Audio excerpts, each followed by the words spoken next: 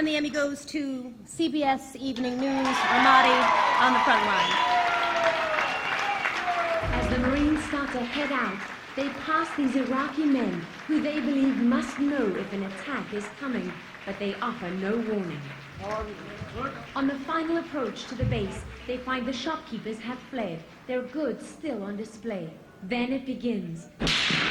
Out of nowhere, the first shot slams into a Marine. On our way back to the base, we started taking fire. One Marine was hit right in front of me. He's wounded in the leg.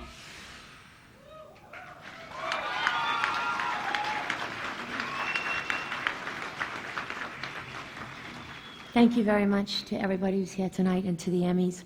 I think Jeff and I both feel, we talked about this before, and if we were to win it, we wanted you to know that this award does not belong to us. It belongs to the Marines that fought for 3.5 years in Ramadi to hold one strip of road and never went anywhere. And if you were to take a map of Iraq before the battle for Baghdad began, more American blood is soaked into the earth around Ramadi than any other place in the country.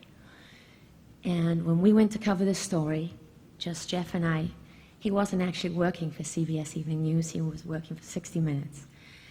And nobody knew what we were going to do, nobody assigned us, nobody sent us. In fact, after about 2.5 weeks of radio silence, I was in a fair amount of trouble when I finally called in.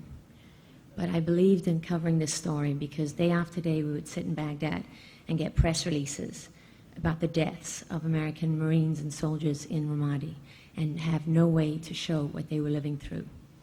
And a lot is known about how this war is covered, and in a short news piece, you never get to say everything.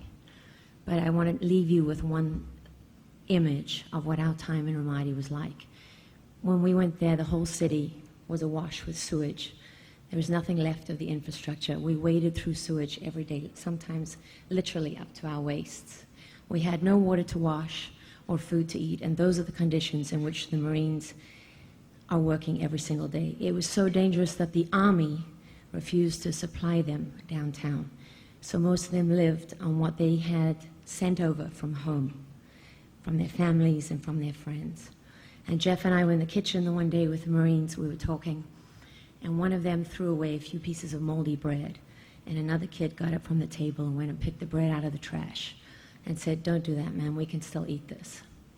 And that is not something that most of the United States of America understand about how the U.S. military sometimes has to fight this war. And when I came back from Ramadi to edit these pieces in New York, I just looked around me like I was on an alien planet, because there's no way you can ever explain what it's really like for the guys that are fighting it. No matter what you think about the war, the suffering on all sides is really a terrible thing to see. Thank you very much.